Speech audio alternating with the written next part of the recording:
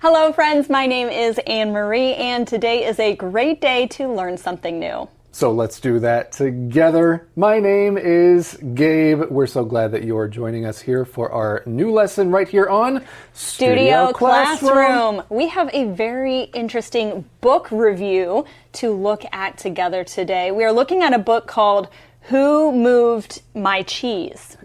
Who Moved My Cheese?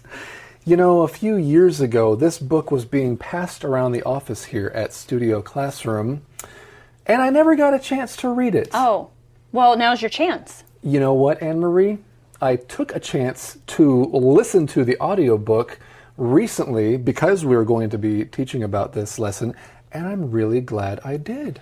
Well, I have no idea what this book is going to be about because it sounds like it's about cheese, but I know it's supposed to be about change. It's much deeper than cheese. It's a lot more about change. That's right. All right. Well, I'm looking forward to it, friends. So let's get right into our first reading right now. Who moved my cheese? Adapt to change or be left behind. Life doesn't always go the way we expect it to. Dr. Spencer Johnson's Who Moved My Cheese presents a simple story that illustrates a powerful truth. Change is constant, and our response shapes our success. The book's characters, two mice, Sniff and Scurry, and two tiny people, Hem and Haw, live in a maze and survive by finding cheese. But when their regular supply disappears, each of them reacts differently. Adapt to change or be left behind. That is how our lesson begins, friends. Wow, this sounds pretty serious right off the bat. Yes, it's kind of the message of the entire book. It's a very short book, but it has a very deep and meaningful message. Let's take a look at that first word, to adapt. To adapt means to change in order to fit a new situation. Here's an example of how you could use adapt to in a sentence. It took time to adapt to the new school. Now, the other term we saw in this first part here was the idea of being left behind. If someone is left behind or a thing is left behind, it is not taken along. It's forgotten or it's not included. That's right. The student felt left behind after missing a week of school, for example. Sometimes you feel left behind. Sometimes you actually are left behind. We accidentally left my sister behind one time when we were kids at a park. Yeah, we drove away. And then my parents realized, oh no, we have to go back and get Fran. She was left behind. I still feel bad about that, Fran. But anyway, let's continue here. We need to adapt to change or be left behind. Life doesn't always go the way we expect it to. That is for sure. That is definitely true. Dr. Spencer Johnson's Who Moved My Cheese presents a simple story that illustrates a powerful truth. Change is constant, and our response shapes our success. Let's look at a couple of things from this part, friends. First, we see this word presents. Present. This means to show or introduce something for others to understand better or to consider. For another example, the story presents a way of life in the 18th century. The other thing we see here that we want to talk about, friends, is this term to shape our success. It means that it has an effect on how something turns out.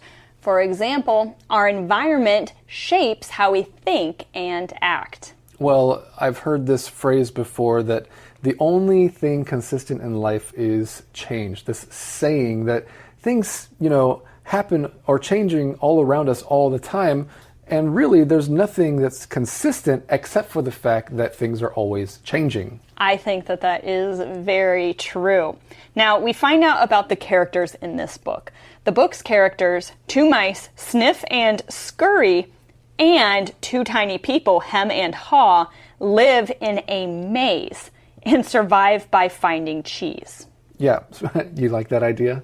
There's four of them in the maze. Yeah, exactly. Two mice and two people. Exactly. And so these these mice are regular sizes for mice. Okay. But then the people are small, so they're the tiny same. people. They're tiny people. They're the same size as mice. This is a fictional story. Of course it is. Okay. Of course it is. And they're in a maze. I love mazes. Let's talk about a maze. This is a complex path or puzzle where it's hard to find your way. Do you enjoy, or did you enjoy doing mazes when you were a kid? Yeah, I did enjoy doing mazes. It's fun to start at one point and find your way to the other. We read on here, when their regular supply of cheese disappears, each of them reacts differently. What do we mean when we're talking about regular supply here? Yeah, a regular supply of something is a steady or repeated amount of something. For example, that store has a regular supply of fresh fruit. Okay, well, we're going to learn more about cheese and about change in the next section, friends. So let's get on with our next reading right now. Who moved my cheese? Sniff and Scurry waste no time. They quickly head out in pursuit of new cheese. Caught off guard, Hem and Haw struggle. Hem resists change. He's angry and afraid, hoping the cheese will come back. Haw, though, analyzes his fear. He wonders if staying still is more dangerous than moving forward. If he had left earlier, he might have found new cheese sooner. This is where the story shifts. Do you remember the 4 names of the characters in our story? We have Sniff and Scurry and Hem and Haw.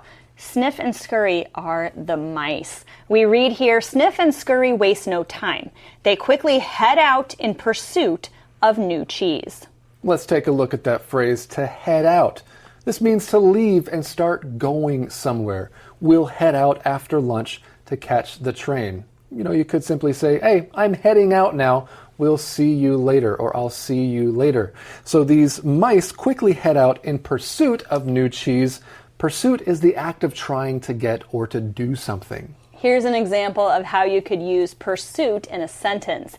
She is in pursuit of her dream to become a doctor. All right, so what are the mice pursuing? They are pursuing new cheese. Now, the 2 tiny little people, we read here, caught off guard, Hem and Haw struggle. What does it mean if someone is caught off guard? Well, if you're caught off guard, that means you're surprised by something unexpected that happened. Okay, so for example, I was caught off guard when the teacher gave us a quiz. Yeah, that's called a pop quiz, Anne Marie. It is called a pop quiz. Yeah, when the teacher doesn't tell you she's going to give a test or a quiz and just says, hey, here's a quiz, that's called a pop quiz. And it could really catch you off guard. And it can catch you off guard, but pop quizzes can be a fun way to see what your students understand already, right? So, caught off guard, Hem and Haw struggle. So they're not like the mice. The mice are going out in pursuit of new cheese. It seems like they have no problems.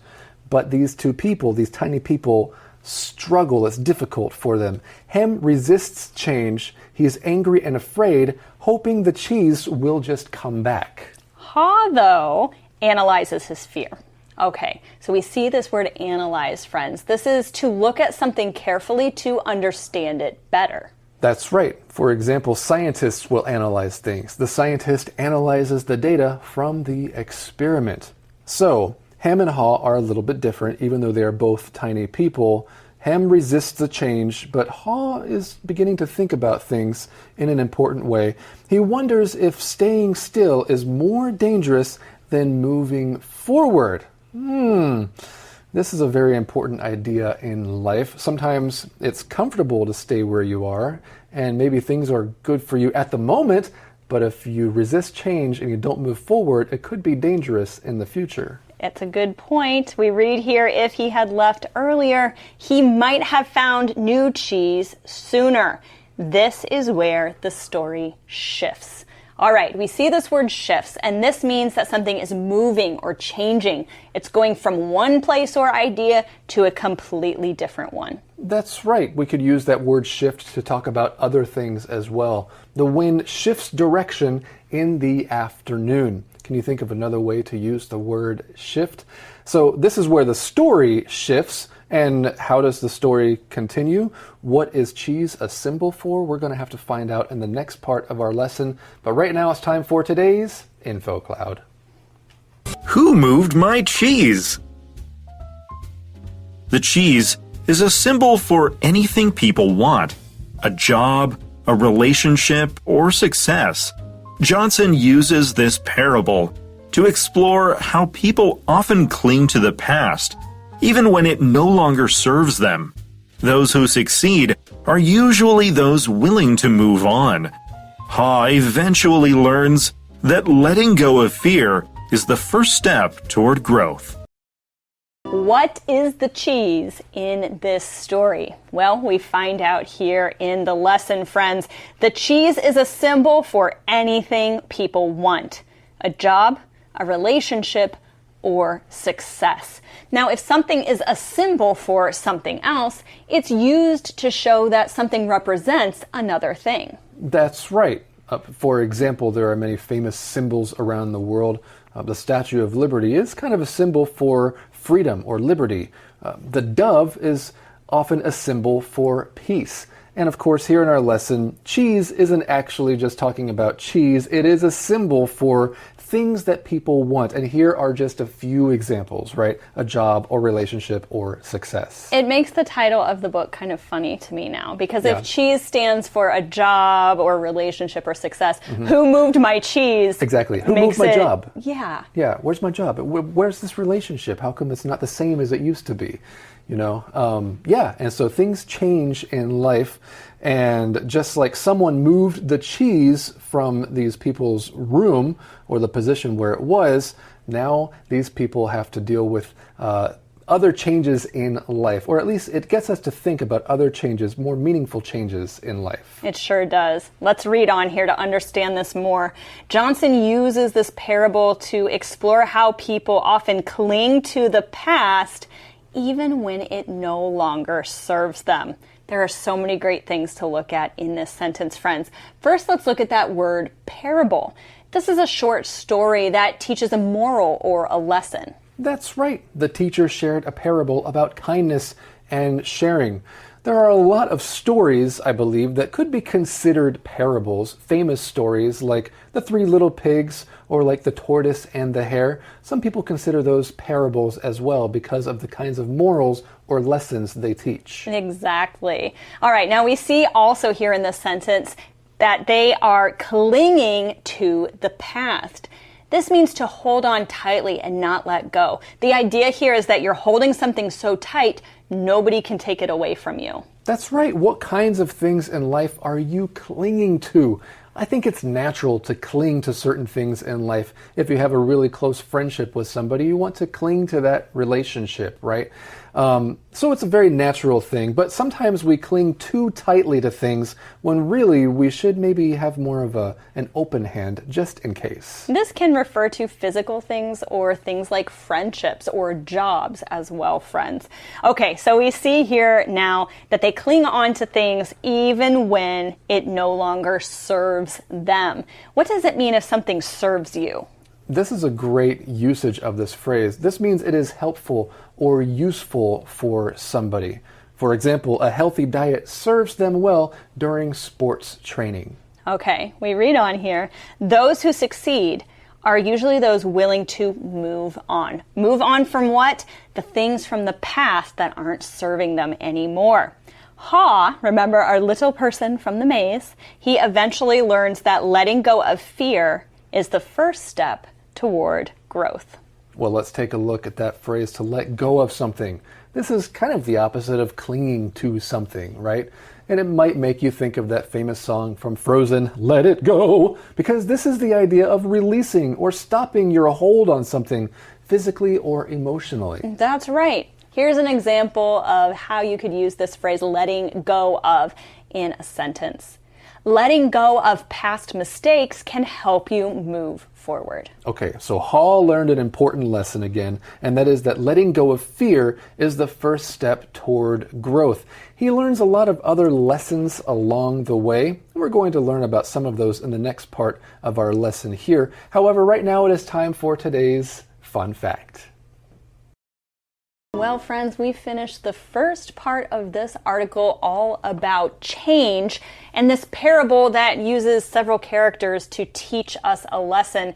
Let's look at our talk about it question together. How do the book's characters react when the cheese is gone? Yeah, so we have two sets of characters, right? We've got Sniff and Scurry, and their names are actually symbolic and meaningful as well. Okay, well, sniff is something that mice do. They sniff the air to find food. Exactly. Anne-Marie, the author even talks about this, about how some people will sniff out opportunities. That's a phrase we talk about to try to see if there is something that you can find, right? You're sniffing out opportunities and you're doing that proactively. Scurry means to do something quickly. So these mice are sniffing out opportunities and doing it quickly. However, what about hem and haw? Well, I have heard the phrase to hem and haw before, and usually it means that you can't make a decision and you're going back and forth about what you should do. So that's kind of funny, right?